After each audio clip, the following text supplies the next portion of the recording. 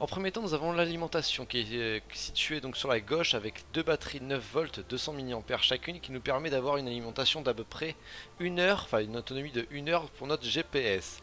Nous avons ensuite le microcontrôleur qui a le programme qui récupère les coordonnées et qui les écrit sur la carte SD. La carte SD qui se trouve juste au-dessus, le GPS, le module GPS, le bloc noir en haut à droite et en dessous le LCD pour écrire les coordonnées. Correctement branché, il suffit de rebrancher l'alimentation, le GPS va se mettre en route, il va mettre 2-3 minutes à s'initialiser avant de trouver le satellite. Plus vous le connectez près de l'endroit où il s'est déconnecté la dernière fois, plus l'initialisation sera rapide et la LED bleue du GPS clignotera, ce qui voudra dire qu'il est enfin connecté.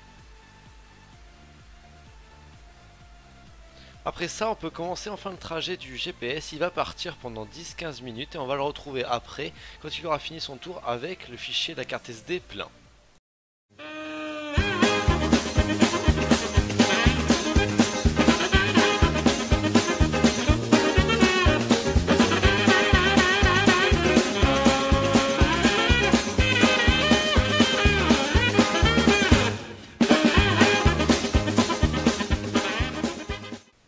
Une fois arrivé, il vous suffit juste de débrancher l'alimentation et de prendre la carte SD et de la brancher dans un ordinateur.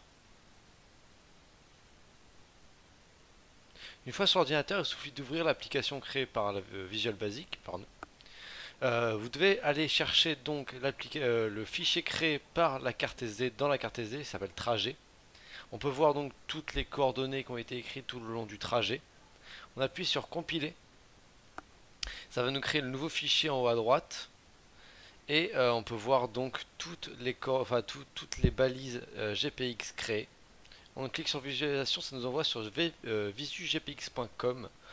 On va chercher donc le fichier GPX créé et on peut voir la visualisation du trajet.